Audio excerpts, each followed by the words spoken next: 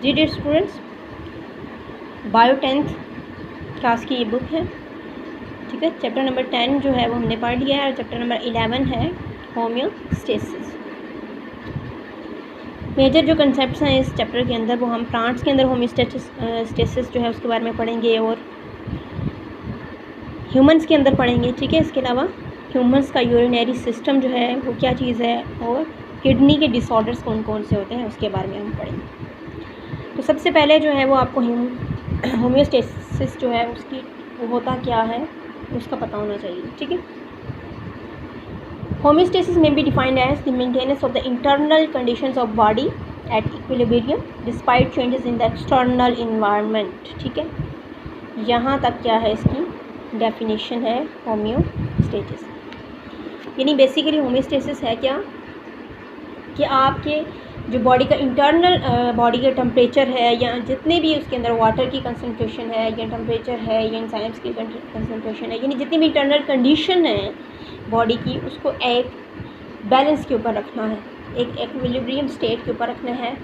बाहर का एनवायरनमेंट बेशक जितना मर्जी चेंज हो रहा हो, ठीक है, बाहर जितनी मर्जी गर्मी हो जितनी मर्जी सर्दी हो, लेकिन आपका जो इंटरनल बॉडी का कंडीशन है वो इक्विलिब्रियम पे रहे ताकि आप जो है वो सर्वाइव कर सकें। तो ये जो मेंटेनेंस है इस बॉडी टेम्परेचर को या उसकी वाटर की रेगुलेशन की जो भी इंटरनल कंडीशंस हैं उनको, इसको हम होम्योस्टेसिस कहते हैं। एग्जांपल भी यहाँ पे दी हुई है। ठीक है, फॉर एग्जांपल कि आपका ह्यूमन बॉडी टेम्परेचर जो है वो हमेशा 37 पे करता है, 37 ही रहता है। बाहर जितनी भी फ्लक्चुएशंस आ रही हों सराउंडिंग टेम्परेचर के अंदर, बहुत ज़्यादा गर्म यानी गर्मी हो, टेम्परेचर ज़्यादा हो या बहुत सर्दी हो, टेम्परेचर कम हो, लेकिन इंटरनल जो टेम्परेचर होता है आपको पता है कि वो 37 ही रहता है, क्योंकि हमारे जो एंजाइम्स हैं वो एक ऑप्टिमम टेम्परेचर पे काम करते हैं और वो 37 है। इसी तरह ब्लड ग्लूकोज लेवल जो होता है वो भी हमेशा 1 ग्राम पर लीटर, ठीक है, बॉडी के अंदर रहता है। आप जितनी मर्ज़ी जो है वो कार्बोहाइड्रेट्स भरी खुराक खा रहे हो, रिच ऑफ कार्बोहाइड्रेट्स खुराक ले रहे हो, खाना खा रहे हो, फूड ले रहे हो जिसके अंदर कार्बोहाइड्रेट्स ज़्यादा होते हैं, लेकिन बॉडी जो है वो जो एक्स्ट्रा कार्बोहाइड्रेट्स हैं उनको बॉडी से एलिमिनेट कर देती है। और जो अगर आपकी बॉडी के सारे ऑर्गन्स जो हैं वो प्रॉपर वर्क कर रहे हों तो आपके अंदर इंटरनल बॉडी के अंदर जो शुगर है उसका लेवल जो है वो ज़्यादा नहीं होगा, वो मेंटेन रहेगा। ठीक है, 1 ग्राम पर लीटर ही रहेगा। Body cells needs the internal environment which condition do not change much. ठीक है, यानी बॉडी सेल्स जो हैं उनको इंटरनल इन्वायरमेंट इस तरह का चाहिए होता है ज़्यादा चेंज ना हो क्यों उनके प्रॉपर काम करने के लिए।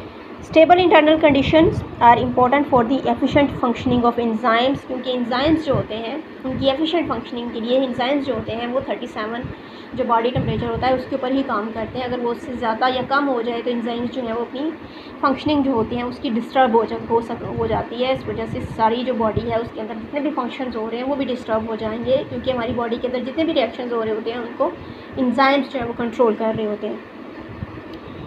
कुछ यहाँ पे एग्जांपल्स हैं होम्योस्टेसिस की। सबसे पहले है osmo regulation. Osmo basically word जो है वो वाटर से है, ठीक है, यानी वाटर की अमाउंट ऑफ वाटर जो है उसको मेंटेन करना, या फिर सॉल्ट्स जो हैं उसको मेंटेन करना, सॉल्ट्स और वाटर की कंसंट्रेशन को बॉडी के अंदर मेंटेन करना जो है उसको हम कहते हैं osmo regulation. It is the maintenance of the amounts of water and salts in body fluids.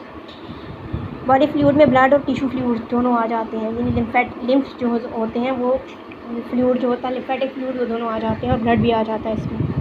We know that the relative amount of water and salts of body fluids and inside cells control the process of diffusion and osmosis. दो हमने पढ़ी थी। Diffusion में तो simple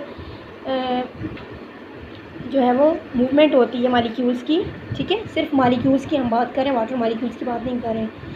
diffusion के अंदर जितने भी मॉलिक्यूल्स होते हैं वो किसी भी सब्सटेंस जो है उसके हो सकते हैं, वो वाटर मॉलिक्यूल्स भी हो सकते हैं, इसके अलावा भी कोई जो है वो सॉल्ट्स जो हैं इसके अलावा भी मॉलिक्यूल्स हो सकते हैं। उनकी हायर कंसंट्रेशन से लोअर कंसंट्रेशन की तरफ मूवमेंट होती है।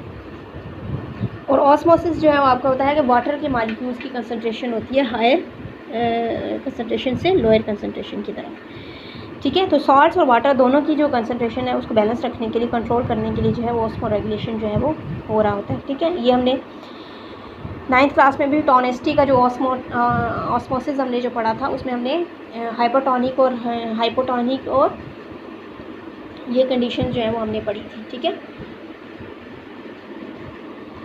उसके बाद सेकंड हमारे पास है thermo regulation. Thermo mean temperature, यानी टेम्परेचर की regulation. Maintenance of the internal body temperature is called thermo regulation, यानी इंटरनल जो बॉडी टेम्परेचर है उसको 37 पे रखना जो है वो इसको हम थर्मो रेगुलेशन कहते हैं। जो एंजाइम्स हैं बॉडी के वो बेस्ट करते हैं पार्टिकुलर टेम्परेचर, यानी उसका ऑप्टिमम टेम्परेचर जो कि 37 है उसके ऊपर काम करते हैं।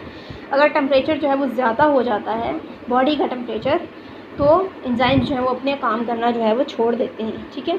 उनकी फंक्शनिंग जो है, वर्किंग जो होती है एंजाइम्स की, वो रुक सकती है या डिस्टर्ब हो सकती है, जिसकी वजह से आपका पूरा बॉडी जो है वो, जैसे आपको कहते हैं कि बुखार हो गया है, 102 बुखार है, यानी वो 37 से 38 पे चली गई आपका बॉडी टेम्परेचर, तो एंजाइम्स की एक्टिविटी डिस्टर्ब हो जाती है, जिसकी वजह से आपको जो आपका पूरा बॉडी जो है वो गर्म हो जाती है, ठीक है।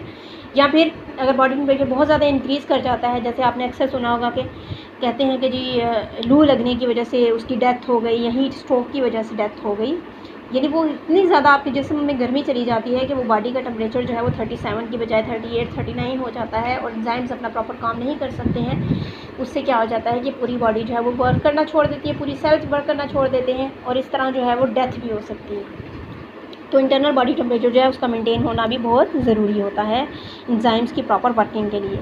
Any change in body temperatures में effect the functioning of enzymes, ठीक है। कोई भी चेंज अगर बॉडी टेम्परेचर के अंदर आएगा तो आपके एंजाइम्स की फंक्शनिंग को इफेक्ट करेगा। उसके बाद एक्सक्रीशन भी एक प्रोसेस है होमियोस्टेसिस का। उसमें वाटर जो है और सॉल्ट्स जो है उसका भी बैलेंस किया जाता है कि आपकी बॉडी के अंदर जो एक्सेस वाटर या सॉल्ट्स हैं उनको रिमूव किया जाता है, एक्सक्रीट कर दिया जाता है, ठीक है। जो मेटाबॉलिक वेस्ट होते हैं, जितने भी रिएक्शंस हो रहे हैं उसके नतीजे में जो मेटाबॉलिक वेस्ट बन रहा है उसको बॉडी से एलिमिनेट करना है, तो उसके लिए एक्सक्रीशन का प्रोसेस होना ज़रूरी है, ठीक है। तो ये हमारे पास कुछ एग्जांपल्स हैं किसकी, होमियोस्टेसिस की। यहाँ भी इसकी डेफिनेशन भी लिखी हुई है, ठीक है। तो ये आपको तीनों की डेफिनेशन जो है वो आनी चाहिए।